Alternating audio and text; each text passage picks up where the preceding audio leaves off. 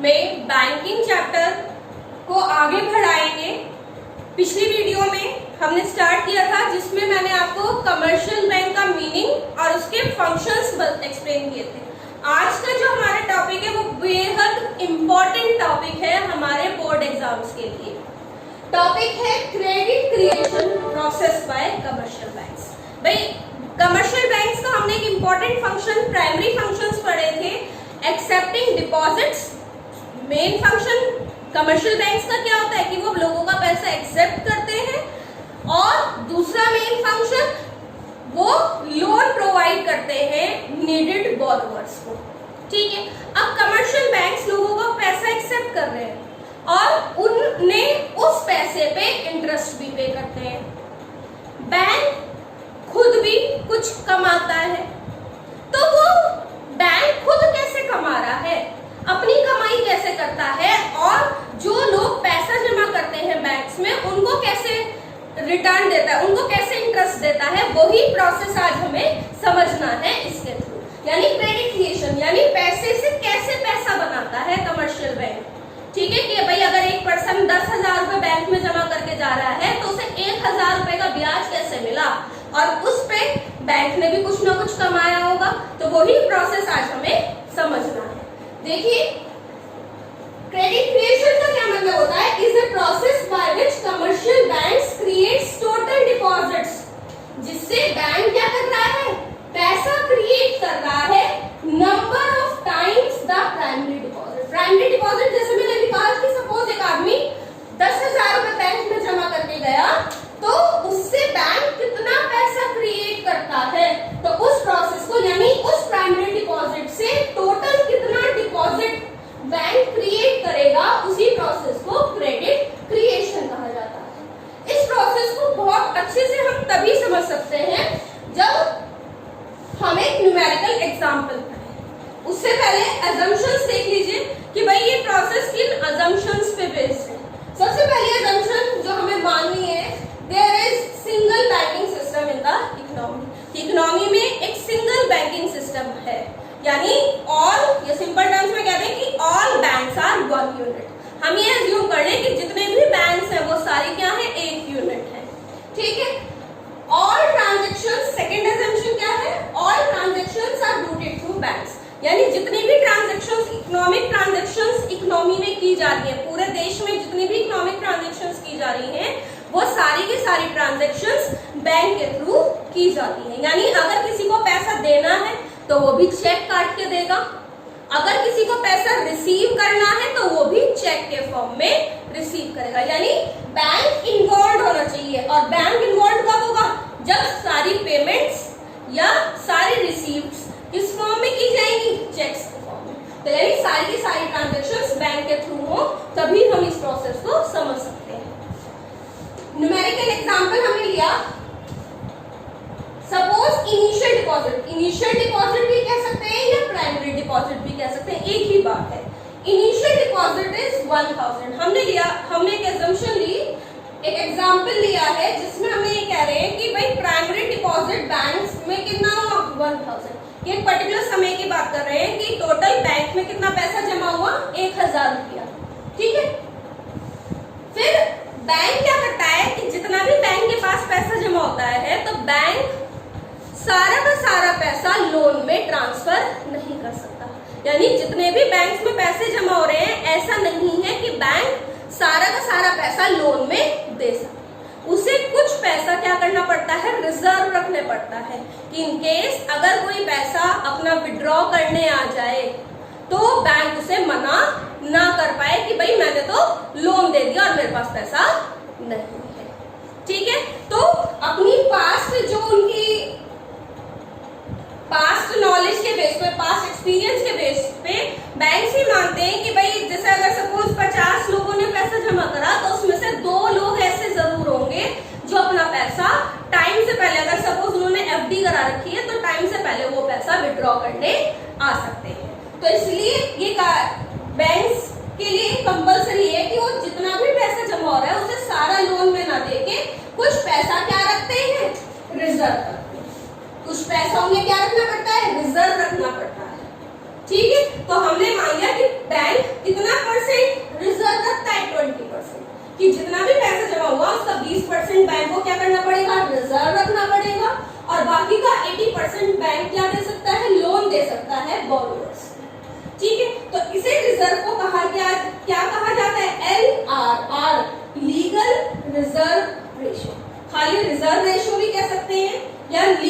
Reserve ratio, ठीक है, कि बैंक्स डिपॉजिट्स का कितना परसेंट रिजर्व रखेंगे, 20%, और बाकी 80% वो फ्री है लोन देने के लिए। तो देखिए एक टेबल बनाई है मैंने यहाँ पर, rounds, initial deposit, total deposits, loan और एलआरआर, ये कॉलम्स बनाने हैं।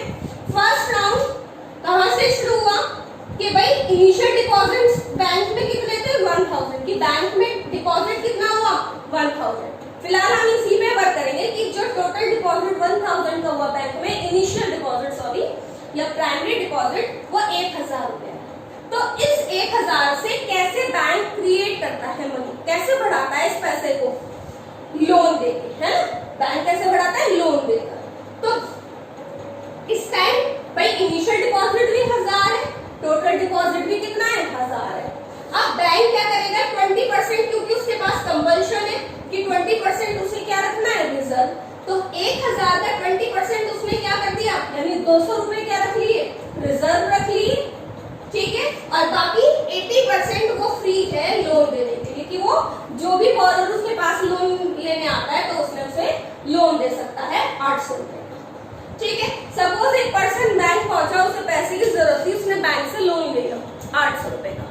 अब बैंक का क्या प्रोसेस होता है लोन देने का, कि वो उस बॉरोवर जो लोन लेने गया उसके नाम का अकाउंट ओपन करते हैं, और जैसे ही अकाउंट ओपन हुआ उसका पैसा ट्रांसफर कर दिया उस अकाउंट में, जो वो बॉरोवर कभी भी विड्रॉ कर सकता है जब उसका मन करे, ठीक है।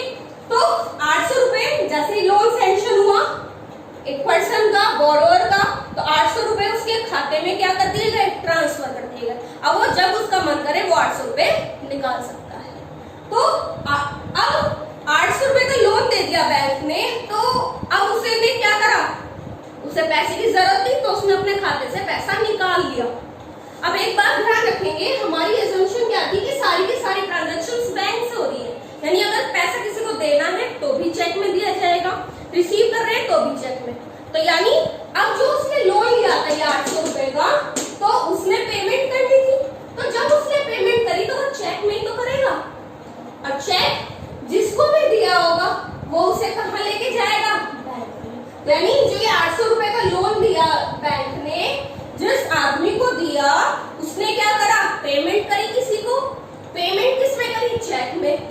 तो जिसे पेमेंट मिली होगी वो उस चेक को लेके कहाँ जाएगा, बैंक में। तो उसने वो बैंक में पैसा जमा कर दिया, तो जिससे बैंक का डिपॉजिट क्या हो गया, बढ़ गया, है ना। इसको हम इंक्रीज इन डिपॉजिट्स भी कह सकते हैं कि बैंक का डिपॉजिट इंक्रीज हो गया 800 रुपीज से। अब फिर से वही प्रोसेस कि बैंक का जैसे ही बैंक के पास 800 रुपए आए नए, तो वो उसका 20% क्या करेगा, रिजर्व। 20% तो रिजर्व रेशो हो गई, यानी 800 का 20% निकालेंगे, कैसे निकालेंगे, 800 इंटू 20/100, तो ये क्या आ गया, 160। तो 160 तो क्या हो गया, रिजर्व, और इसमें से इसको माइनस कर देंगे, तो यानी वो कितने का लोन दे सकता है, 640 का, ठीक है। फिर से उसने किसी पर्सन को लोन दिया बैंक ने, उसके नाम का अकाउंट हो गया, अकाउंट में पैसा ट्रांसफर कर दिया गया, और उस पर्सन को क्या देनी थी, पेमेंट करनी थी किसी को। तो लोन इसलिए तो लेता है इंसान, तो उसे पैसे की जरूरत है, किसी को देना है, तभी तो लोन लिया उसने। तो उसने क्या करा, चेक काट के दे दिया, जिस आदमी को चेक दिया उसने वो चेक क्या करा, बैंक में जमा कर दिया। बैंक के फिर से डिपॉजिट इंक्रीज हो गए 640 से, जिसको बैंक क्या करेगा, 128 यानी 20% रिजर्व रखेगा, बाकी वो लोन दे सकता है। तो इसी तरह से ये प्रोसेस कंटिन्यू रहेगा नंबर ऑफ टाइम्स। ये सेकंड राउंड हो गया हमारा, ये हो गया थर्ड राउंड। इसी तरह ये राउंड्स भी इंक्रीज होते चले जाएंगे। तो ये प्रोसेस कब तक चलता रहेगा, अब आपके माइंड में ये बात आई होगी, भाई इस तरह तो हम करते इसलिए रहेंगे। ये प्रोसेस चलेगा जब तक बैंक ये देखेगा कि उसका जो इनिशियल डिपॉजिट था 1000, वो किसके इक्वल हो जाए, लीगल रिजर्व रेशो।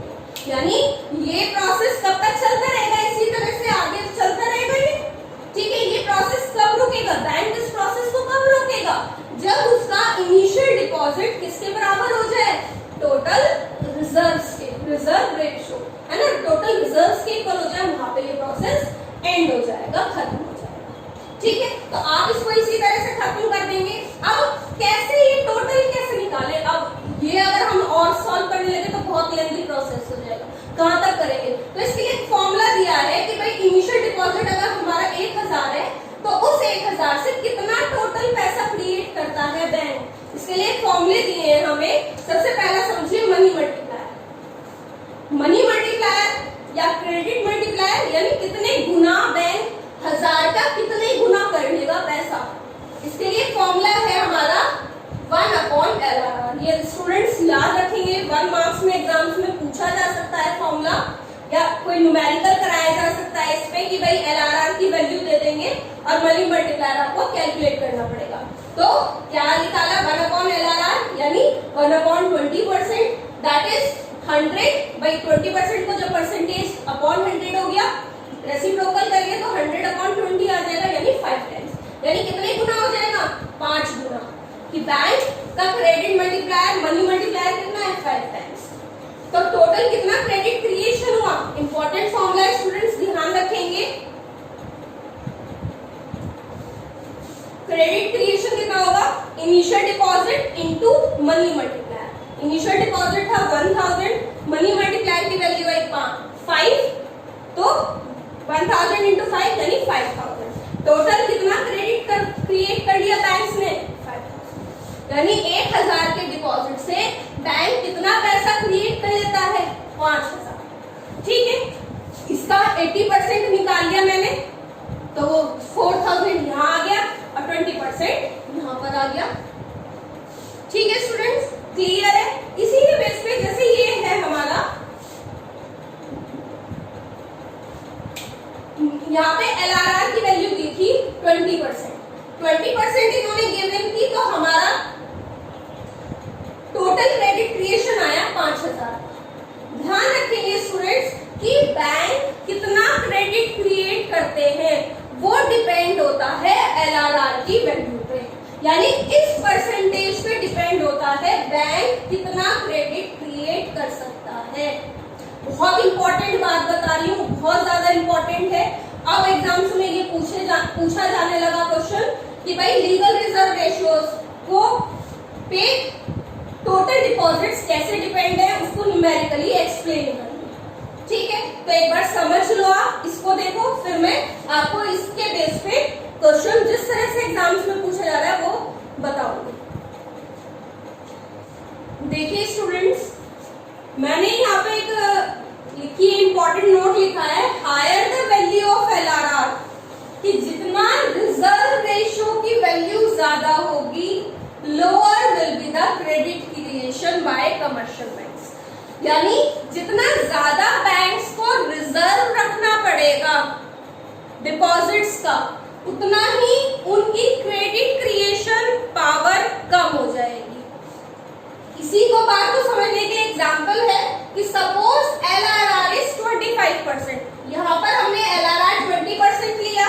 पहले ये दिखाएंगे भाई, अगर क्वेश्चन एग्जाम में आता है कि भाई how an increase in legal reserve ratio या रिजर्व रेशियो या कैश रिजर्व, कुछ भी आ सकता है वर्ड लिखा हुआ, कैश रिजर्व रेशियो भी आ सकता है, लीगल रिजर्व रेशियो भी आ सकता है, या सिंपल रिजर्व रेशियो भी आ सकता है। क्वेश्चन कैसे पूछा जाएगा कि how explain with a numerical example how increase in reserve ratio affect the credit creation by commercial banks। तो आप क्या करेंगे कि पहले तो existing situation बताएंगे कि भाई suppose if legal reserve ratio is 20%, legal reserve ratio 20% अगर था तो total credit creation कितना हुआ 5000, initial deposit हमने 1000 ले लिया suppose, ये अलग से क्वेश्चन है। इसके अलावा भाई ये जो हमने पहले अभी पढ़ा था क्वेश्चन, ये था क्रेडिट क्रिएशन प्रोसेस, ये उसी से रिलेटेड अगला क्वेश्चन, यानी सिंपल प्रोसेस ना पूछ के आपसे इस प्रोसेस से रिलेटेड क्वेश्चन पूछा जा सकता है। तो हमने क्या लिया कि इनिशियल डिपॉजिट सपोज 1000 रुपीज था, या आप लिखेंगे सब बात, लीगल रिजर्व रेशियो की वैल्यू 20% है, तो क्रेडिट क्रिएशन कितना हो गया 5000 का। तो अगर अब हम लीगल रिजर्व रेशियो की वैल्यू बढ़ा दें, दैट इज 25%, तो कितना क्रेडिट क्रिएशन होगा। अब या तो ये दो फॉर्मूले आप लिखो कि पहले मल्टीप्लायर निकालो, मनी मल्टीप्लायर 1/LRR करके 5 टाइम्स आ गया, फिर इसकी मल्टीप्लाई इनिशियल डिपॉजिट 1000 आ गया क्रेडिट क्रिएशन। या एक शॉर्ट में आप डायरेक्ट फॉर्मूला भी यूज कर सकते हैं कि क्रेडिट क्रिएशन कैसे निकलेगा कि भाई इनिशियल डिपॉजिट इनटू 1/LRR। यही हमने करा तो कितना आ गया 4000। ठीक है, तो क्लियर है, समझ में आ गया कि अगर क्रेडिट क्रिएशन की वैल्यू ज्यादा होगी यानी अगर रिजर्व ज्यादा रखने पड़ेंगे कमर्शियल बैंक्स को तो वो लोन कम दे पाएंगे। अगर लोन कम दे पाएंगे तो क्रेडिट क्रिएशन भी क्या होगा, कम होगा। ठीक है, इसी का जस्ट अपोजिट कि अगर लीगल रिजर्व रेशियो की वैल्यू घटा दी जाए, बहुत इंपॉर्टेंट टॉपिक है ये, अगर लीगल रिजर्व रेशियो की वैल्यू घटा दी जाए तो क्रेडिट क्रिएशन क्या होगा, ज्यादा होगा। Higher will be the credit creation. और इसी बात को साबित हमने इस एग्जांपल से करा कि भाई अब घटा के अगर लीगल रिजर्व रेशियो यानी रिजर्व रेशियो को 10% कर दिया जाए तो क्रेडिट क्रिएशन क्या होगा 1000 इंटू 1/10%। परसेंट को सॉल्व करने के लिए ऊपर आ गया 100 और ये आ गया आपका 10,000।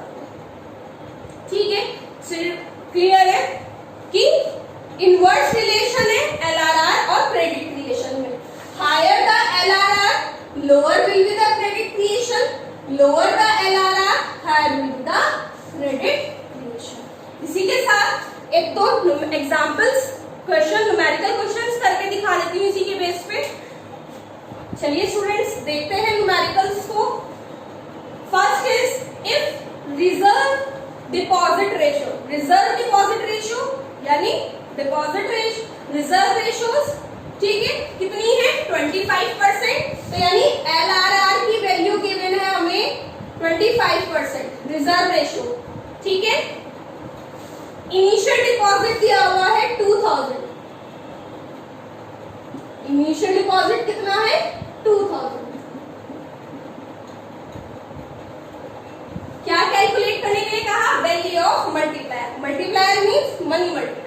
तो फटाफट से मनी मल्टीप्लायर कैलकुलेट कर लेते हैं।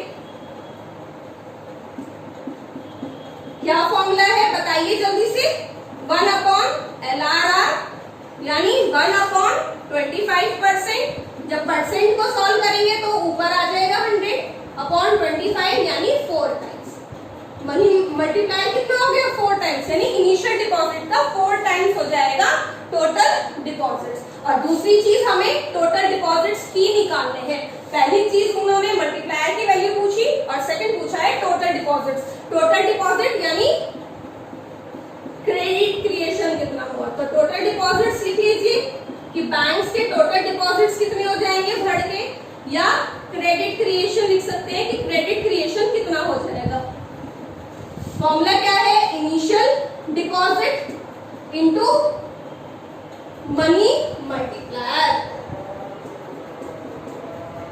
यानी इनिशियल डिपॉजिट कितना गिवन है 2000, तो 2000 इंटू मनी मल्टीप्लायर यानी 4 टाइम्स। तो कितना आ गया स्टूडेंट्स 8000। सिंपल न्यूमेरिकल है। सेकंड देख लीजिए जल्दी से। टोटल डिपॉजिट्स गिवन है 10,000 यानी टोटल डिपॉजिट्स हो गए हमारे 10,000 रुपए के। लीगल रिजर्व रेशियो की वैल्यू दी हुई है 25% है। फिर से अब की बार वो इनिशियल डिपॉजिट पूछ रहे हैं, इनिशियल डिपॉजिट्स। तो इनिशियल डिपॉजिट निकालने के लिए कैसे कैलकुलेट करेंगे, सबसे पहले मनी मल्टीप्लायर की वैल्यू निकाल लेंगे। ठीक है, मनी मल्टीप्लायर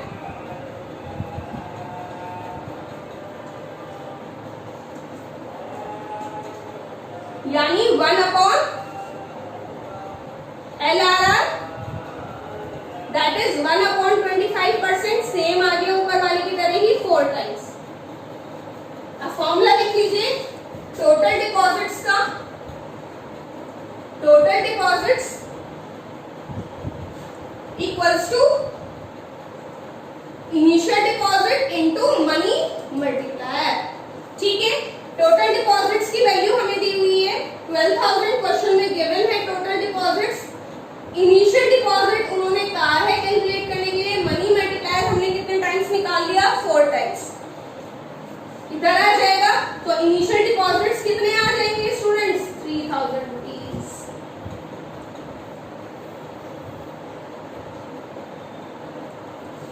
बिल्कुल सिंपल क्वेश्चंस हैं, आसान लगे होंगे। ये क्वेश्चंस 1 मार्क्स में भी एग्जाम में पूछा जा सकता है या ज्यादा नंबर में भी पूछा जा सकता है।